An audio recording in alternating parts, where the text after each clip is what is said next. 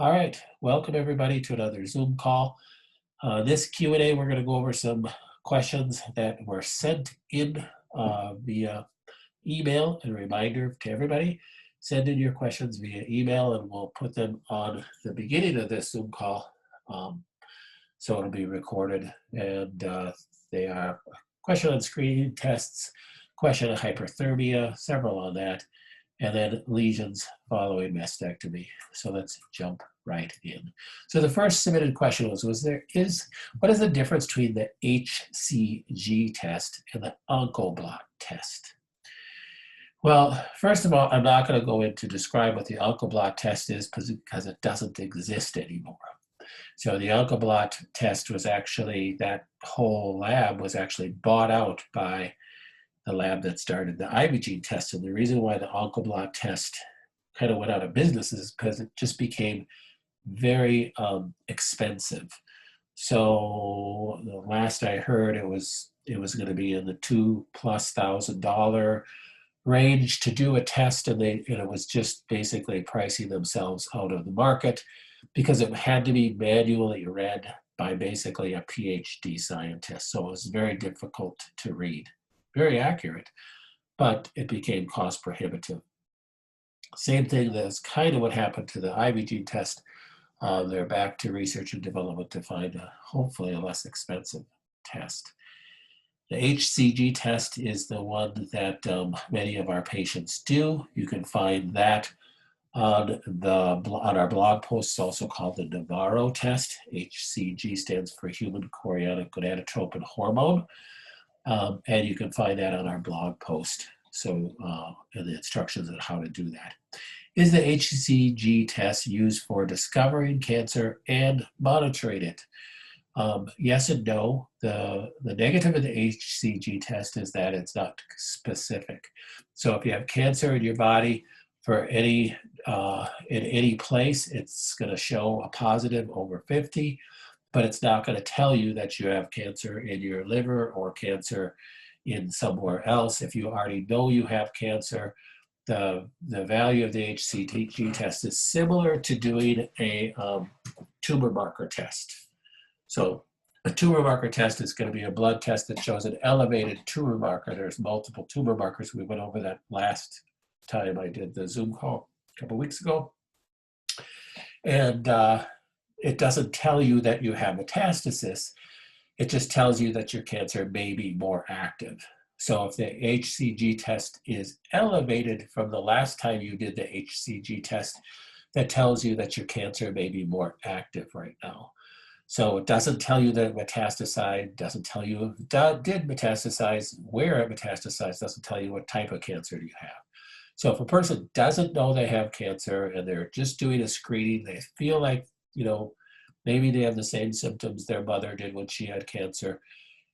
Could they do the HCG tests and find out if they have cancer? Yes and no. It's not a CLIA lab, and in order to legally diagnose cancer, of course, you need to get a biopsy. But it can be a screening thing to know, wow, that's elevated. I need to go in and get some investigative journalism done on my body and figure out what's going on and where I have cancer and maybe get a biopsy or whatever. And then as far as monitoring, if you know you have cancer, you do your first HCG test. Let's say it's 51.5, then you could use that as a monitor. Moving forward, if it stays at 51.5, that's a good thing.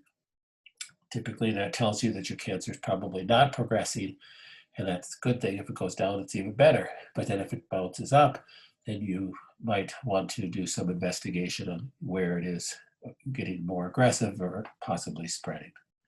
So you could use it for both discovering and monitoring, but legally to diagnose, you need a biopsy. So hopefully that helps. Next question. What's the best heat therapy for helping the body rid itself of cancer, specifically lung cancer? So heat therapy, we're talking hyperthermia, increase heat. So hyperthermia increases the metabolic rate. It's a nice little chart. It increases generation of reactive oxygen species locally. This is where oxidative stress can be a benefit if there's cancer that is there. Um, uh, and then increases oxidation, and then that oxidation can help kill cancer cells, so that could be very good. But what do we use for hyperthermia? What do we use as that source? This is the benefit of saunas. We'll talk about that. This is the benefit of using a hyperthermia unit like we use in the office. What is the best hyperthermia unit? So this is a continuation of that question. Is an infrared heating pad okay to use with lung cancer? Well, an infrared heating pad like this, and this is a good infrared heating pad. This is the ones we have in our office and I have at my home and the ones I use. You could get these on Amazon. They're $140 or something like that. Are these good little units? Yes, these are good little units, but they're not going to really increase the body temperature very deep. So they might advertise that they go down 4 centimeters or something, but the temperature rise at that is probably pretty small. If you really are looking, so the studies that are out there of using hyperthermia to really kill cancer cells are you have to use a true far infrared like the one that we have in our office. The Cleveland Clinic was doing some experimentation with microwave. That goes much deeper than true far infrared. But it is very damaging as well. So it has to be very controlled. But they did some testing for using that with breast cancer with very good results. The danger is it's similar to radiation and then it kills healthy tissue. With true far infrared, you can never kill healthy tissue with it. So there's no downside. As far as that goes, no side effects of it. But the downside is that it has limits to the depth. So all the things that you could use have limits to the depth. This has limits to the depth. You have to be careful with these type of heating pads because you can burn the skin because they're not true infrared. This similar with a biomat. Is a biomat be good? They tell you it penetrates 5 to 6 inches. It doesn't penetrate 5 to 6 inches with the level of heat needed to kill cancer cells, though. Same thing with a heating pad. You don't use a heating pad to kill cancer. You're not using a biomat to kill cancer, no matter what they tell you. I just don't believe it's happening. So biomats are great. They're good to increase circulation. Heating pads are great. They're great to increase circulation. Increase circulation in your lungs if you have lung issues, congestion, lung cancer can be good. You have to be careful because the increased circulation will increase inflammation as well, which can be good for cancer. But if you have a space-occupying lesion like a big tumor in the lung and you're putting heat there, that's actually increasing inflammation and increasing the possibility of more space-occupying lesions, that is fluid. You got to watch the person closely to make sure they're not having more issues with breathing, adding heat. Even the infrared that we use in our office that goes deep, the true far infrared, that's why you don't see any light because it's below the light spectrum completely because it's a true far infrared. It still doesn't go deep enough to go through the ribs. So when you're dealing with lung cancer specifically, you have to go through the skin, through the tissue, through the muscle layer, through the ribs, and you're just not going to go that deep. So the unit that we have as far as killing cancer, quote unquote, goes, really has to be a surface cancer. Breast cancer is where the research is done on that. And that's where those units are used in Japan, is really with breast cancer. Could be good for a skin cancer as well, some sort of surface cancer. It can be good. With these kind of units here, with the heating pad and with the biomat, you do have to be careful of of trying to put it on the skin to kill cancer cells, I would never say that happens. But you'd be careful about burning yourself because you can burn yourself with those units. Compared to an infrared sauna, you're just trying to raise core body temperature. Now, even with an infrared sauna, even though there's studies with these type of infrared saunas that you can raise core body temperature even up to 101. There's a couple studies that show even up to 102. You really need, if you're really gonna do cancer killing with hyperthermia, you need to get the core body temperature even higher than that, like 103, 104, and even higher than that. That's what you'd really need to really kill cancer if you're trying to raise core body temperature. So the benefit of external units, superficial units like the one we have in the office, if the cancer is close to the tissue, close to the surface, you can effectively help the body kill cancer cells.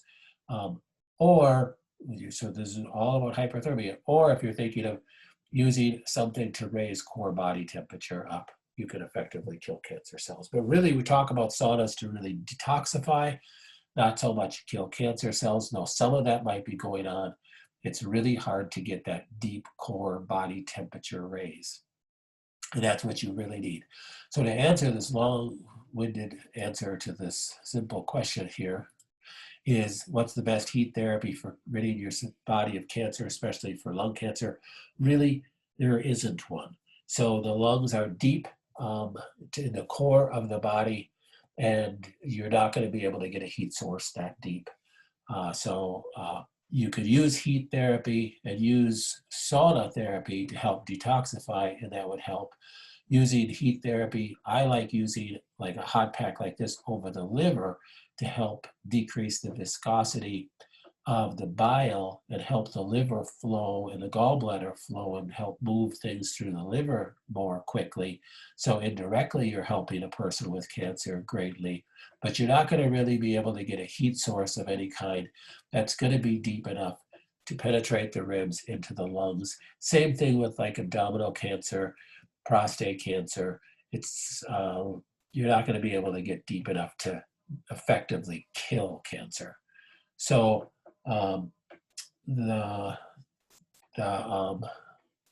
hopefully that answers that question. Next question. I had a double mastectomy in April 2020. Not sure when they first appeared, but I have large area around the incision on the left side. This is not a picture of this person. I just pulled these off the internet. The side where the large cancerous tumor was removed with numerous raised red bumps. It almost looks like hives, but in some areas they all run together. So I kind of pulled a picture off the internet how it might look. I do have to ask that patient who sent this in for their own picture so I can look at it, but I didn't want to put that up there even if I had it. I have been applying topical CBD cream twice daily since my surgeon expressed concern about this area a few weeks ago. He referred to them as lesions. Understand, anything on your skin or in your body when you look at an x-ray that is not supposed to be there is called a lesion. So these are lesions. I noticed the bumps, but I thought they were scarring from the incision. That's a possibility. I now see that they go beyond the incision area.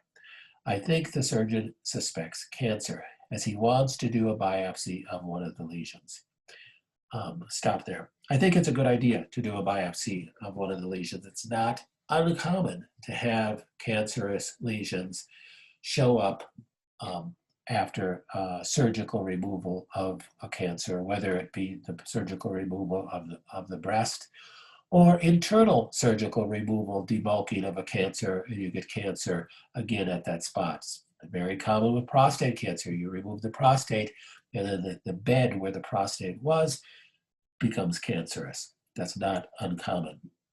Good idea to do a biopsy of a few of those. Other than the Rife machine and current supplements, are there other recommendations that we could do? I've read that black salve is good for tumors, but not sure. Black salve might be an application possibility for Black Sam. Who wrote this, please call the office and we should chat about it. Black Sam's has some other things that you need to be concerned about and deal with too. I've also started doing castor oil packs on my liver as my bilirubin numbers were elevated. This is why you would do heat packs over your liver. Bilirubin levels elevated are a good sign that there's some stasis in the liver and you're not getting the bile moving through the bile duct and into the gallbladder. So doing castor oil packs, or at least just hot packs over the liver, are a great idea. But the question goes on, could I use castor oil packs over this issue? I would not do castor oil packs over this at this point. Give the office a call. This question just came in today. Give the office a call and we'll talk about possible solutions for this. We don't want to jump to conclusions that it's cancer, but you want to jump to a conclusion that you need to do something about it. We need to take a closer look at that. All right, we will end our recording